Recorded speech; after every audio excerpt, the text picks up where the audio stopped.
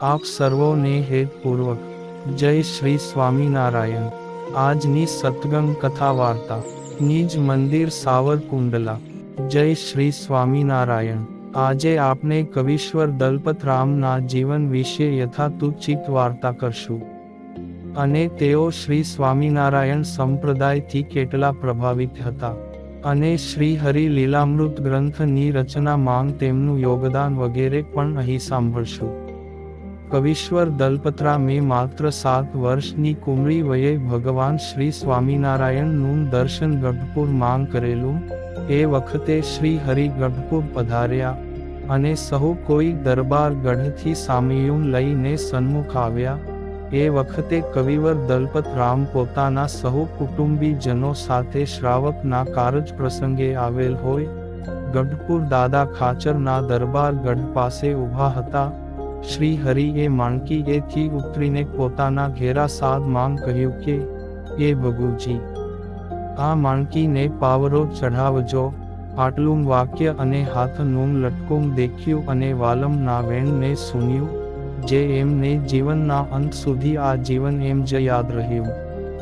આવા ભક્ત શિરોમણી સમાન કવિશ્વર દલપતરામજી જ્યારે વૃદ્ધ થયા અને તે વખતે સ્વામિનારાયણ સંપ્રદાય વડતાલ દેશની ગાદી ઉપર આચાર્ય પ્રવર શ્રી બિહારી લાલજી મહારાજ આચાર્યપદ પર વિરાજમાન હતા।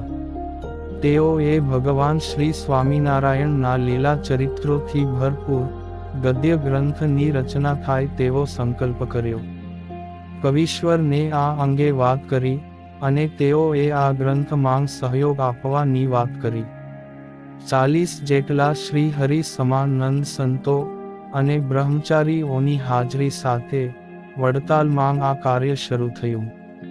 કવિવર દલપતરામજી 10 વર્ષ સુધી ત્યાં રહ્યા ને શ્રી હરિના ચરિત્રોને શ્રી હરિ લીલામૃત નામક દિવ્ય ગ્રંથની આચાર્ય શ્રી બિહારી લાલજી મહારાજના નામોક્ત ગદ્યમાં આશરે 17,000 પંક્તિઓ રૂપે સંપ્રદાયને અર્પણ કર્યો। આ દળદાર મોક્ષ મુલ્લક ગ્રંથમાં 75 ઉપરાંત વિવિધ ઢાળરાગ છે। સાંપ્રત સમાજની કવિત્વની દ્રષ્ટિએ અદ્ભુત એવો ગ્રંથ। આ ગ્રંથ ગાતા સુનતા શ્રી હરિના દિવ્ય ચરિત્રોમાં રસ તરબોળ કરી મૂકે એવો અજોડ ગ્રંથ છે। કવિશ્વર શ્રી દલપતરામજી પોતાના જીવનના ઘણા વર્ષ સુરતમાં રહ્યા। અહીં તેઓ અંગ્રેજ અધિકારીઓને ગુજરાતી ભાષા શીખવતા અને સ્વામિનારાયણ સંપ્રદાયની પ્રણાલિકા સમજાવી સામેવાળાના હૃદયમાં હિન્દુ ધર્મ પ્રત્યે લાગણી જન્મે તેવો કાયમ પ્રયાસ કરતા। મિસ્ટર ફાર્બસ કરીને એક અંગ્રેજ વ્યક્તિ કવિ શ્રી આગળ ગુજરાતી શીખતા। રવિવારના દિવસે તેઓ દલપતરામજી આગળ ગુજરાતી ભણી રહ્યા હતા।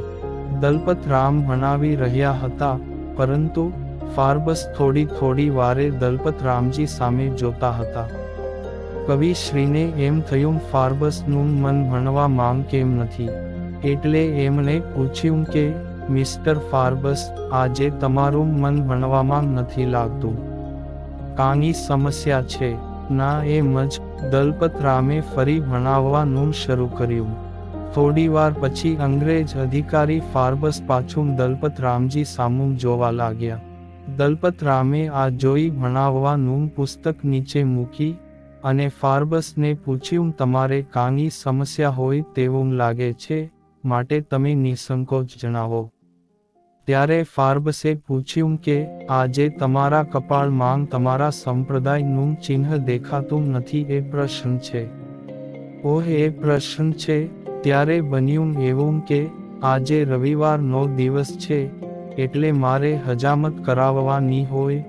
હજામ દર વખતે વહેલો આવી જાય, પરંતુ આજે એને આવતા મોડું થયું, એટલે મેં એ આવે એ પહેલા સ્નાન કરી પૂજા પાઠમાંથી પરવાર્યો।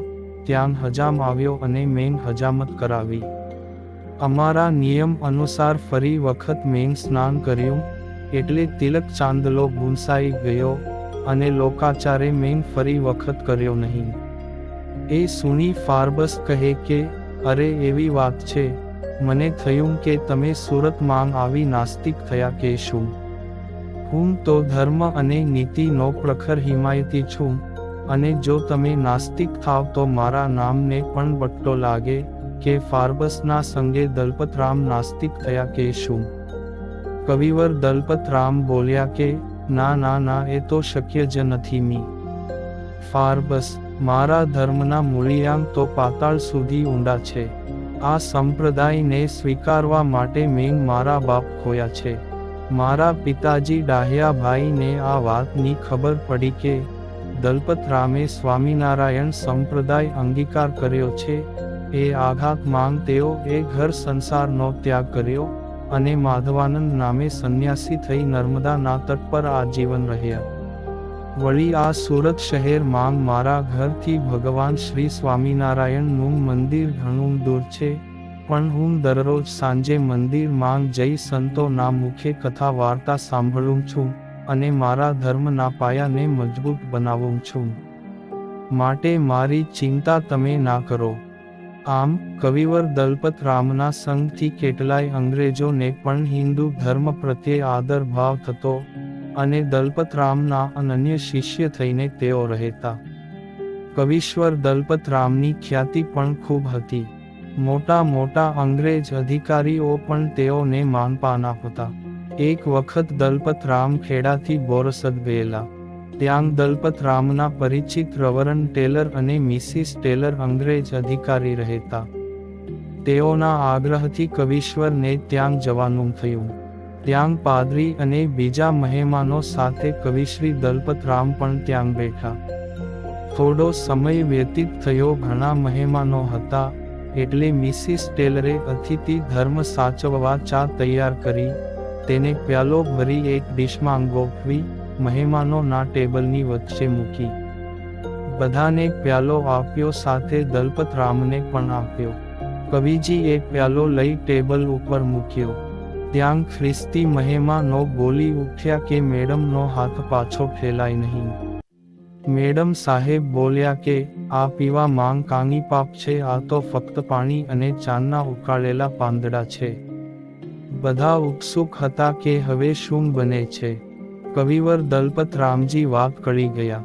પછી બોલ્યા, પ્યાલા માંગ પાપ હોય કે ન હોય, પરંતુ કોઈ પૂછે કે તમે ખ્રિસ્તી મહિલાના હાથની ચા પીધી હતી તો ઈશ્વરની સાક્ષી એ હું ના કહું મેં ચા પીધી નથી, તો એ જૂઠાણાનું પાપ મને લાગે કે નહીં? આ પાપ કોણ માથે લેશે?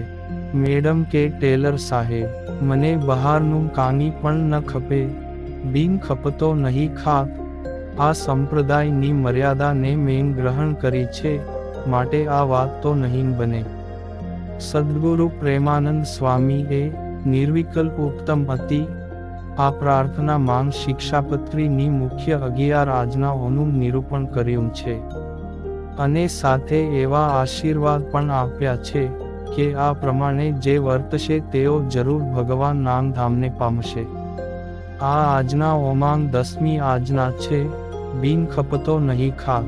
આ પ્રમાણે વર્તનારાઓ આપના સંપ્રદાયમાં ઘણા ભક્તો થયા કે જેઓ સામાજિક દૃષ્ટિએ ઘણા ઊંચા સ્થાને હોય અને સત્સંગની મહત્તા પણ એના હૃદયમાં પ્રથમ હોય.